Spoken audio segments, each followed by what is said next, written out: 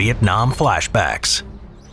Nam flashbacks, as they become colloquially known, may be an entertaining internet meme, but the phrase actually reflects a very real mental health issue many veterans struggle with: PTSD, or post-traumatic stress disorder. Although the Vietnam War ended in 1975 and PTSD wasn't known under this name until 1980, there was still a recognition of the impact that war had on the soldier's psyche. In 1915, during World War I, this condition was referred to as shell shock, and since then it has been called battle fatigue, Gulf War syndrome, and post-Vietnam syndrome, all of which had the same symptoms now known as PTSD. Soon after the Vietnam War had ended, Dr. Arthur S. Blank Jr., who had spent a year working in Vietnam's hospitals, was one of the first to recognize that veterans who had been diagnosed with illness such as alcoholism or schizophrenia were more likely to be suffering from war trauma. As the early post-war years passed, other clinicians drew the same conclusions, and by the late 1970s there was a medical push to recognize and officially define PTSD. Those suffering from the effects of the trauma and stressor-related disorder can experience a wide range of symptoms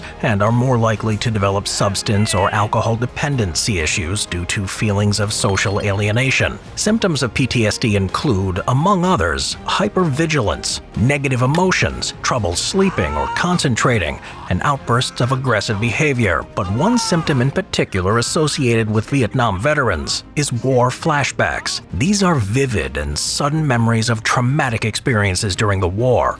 They can be triggered by sights, sounds, smells, or situations, and bring the veteran right back to the moment as if they were experiencing it all over again. These highly unsettling and upsetting recollections can manifest with physical responses, including aggression, and can significantly impact general mental health and the relationships of sufferers. One Vietnam War vet, Ed Smith, spoke about his experience with PTSD caused by the war and how it still affects him 50 years later. Even now, he reports struggling to fall asleep without checking his home's perimeter and wakes up multiple times to recheck everything is still secure. He said, quote, "I beat myself up that 1 year could affect my life so bad.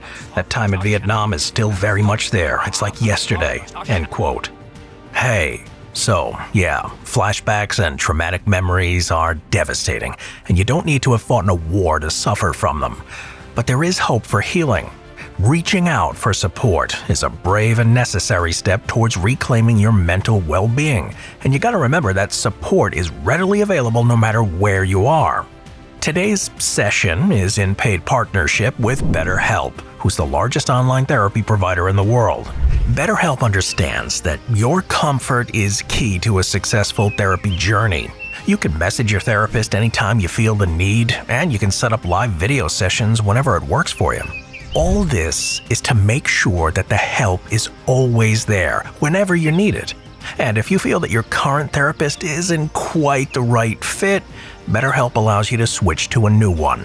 BetterHelp gives you the same high standard you'd expect from traditional in-office therapy, but with way more flexibility to fit your schedule and at a lower cost. And most people are matched with a therapist usually within 48 hours, selected to meet your specific needs.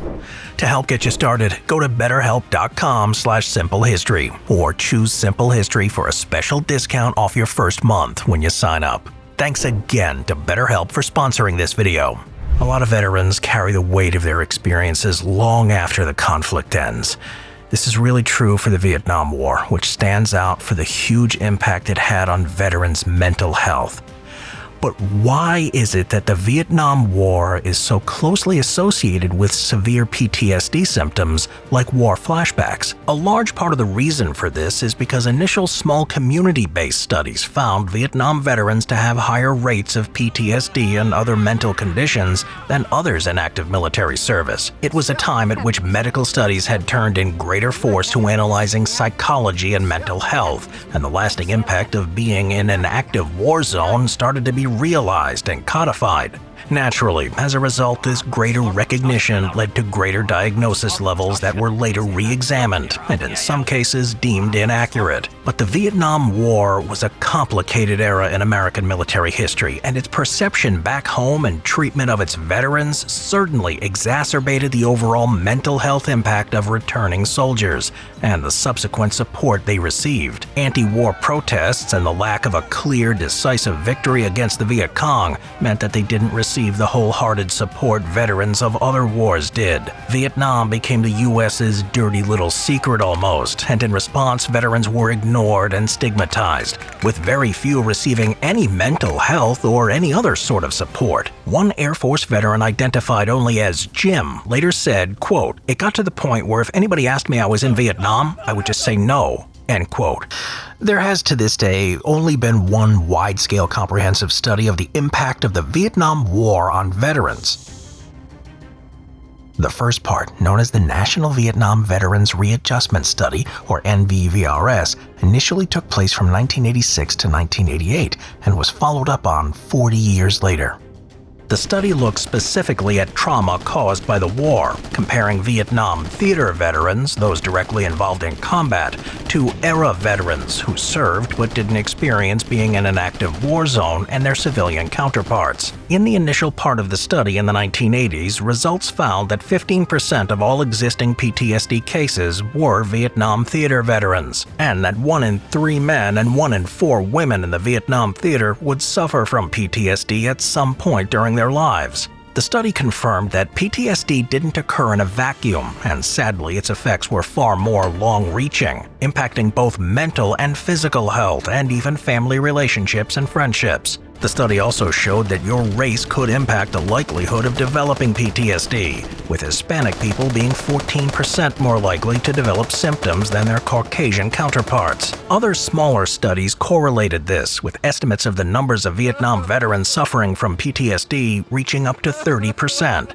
Many didn't speak out about their trauma initially. It was only in later years did they begin to discuss the long-term effects and the impact it had. PTSD affects all spheres of life and family, and Ed Smith shared that his wife divorced him and his daughter no longer speaks to him as a result of his PTSD. Another, a U.S. Marine named Warren, spoke about his struggles with drug and drink addiction as a result of the flashbacks he experienced after Vietnam. He spent years experiencing trauma that manifested as, quote, "clammy hands stood out in the pouring rain in my yard, like I was still in the war," end quote. In many ways, Warren was one of the lucky ones. He's now received treatment and help and has confronted his PTSD and what triggers an attack, allowing him to live a normal life. But this was after decades of trauma with no mental health or specialist support to help curb his addictions or tackle the reality of what he had seen facing down the Viet Cong. The landmark NVVRS study was followed up on over 20 years later in the period 2012 to 2013 to see how many Vietnam veterans were still experiencing trauma and to see what new conclusions could be drawn based on the advancement of the theory of PTSD diagnosis since the original study. This portion was known as the National Vietnam Veterans Longitudinal Study, or NVVLS. 1,632 theater veterans and 716 era veterans replied to the follow-up study, which contained a self-report survey booklet, a computer-assisted telephone interview, and for a random few, a clinical diagnostic telephone interview. The results highlighted the impact of PTSD on a person as a whole and its long-term effects, as it was found that 12.2% of Vietnam theater veterans still suffered its effects. It was found those with PTSD were twice as likely to have died in the intervening period as those who didn't, and that the stress level was a directly contributing factor, with those in high-exposure locations twice as likely to die as those in low or moderate war zone exposure locations. This could be explained by the onset of physical conditions in Vietnam veterans with PTSD, as it was found a third reported a history of heart disease, and more than half reported conditions like arthritis. These appear to have a link with PTSD, as they were more likely to report a history of chronic conditions. Although the NVVLS was limited and didn't delve too much into external factors that could also cause later illness or diseases, it still exemplified how PTSD is a lifelong condition and its significant impact on all walks of life. But nothing underscores the horrors of an active war zone and its psychological effects more than the actual stories told by survivors. Many talk of flashbacks turned into nightmares that resulted in substance abuse, violent outbursts, and attempted suicide. That's why veterans like David Hansen are speaking out in their later years, urging others to get help, to get therapy, and to contact a Veterans Association for support. A lot of those who are still alive today went to Vietnam when they were barely adults and saw the horrors of war at just 19 or 20 years old. Some of them may not have spent more than a year in Vietnam, but it was enough for a lifetime of consequences.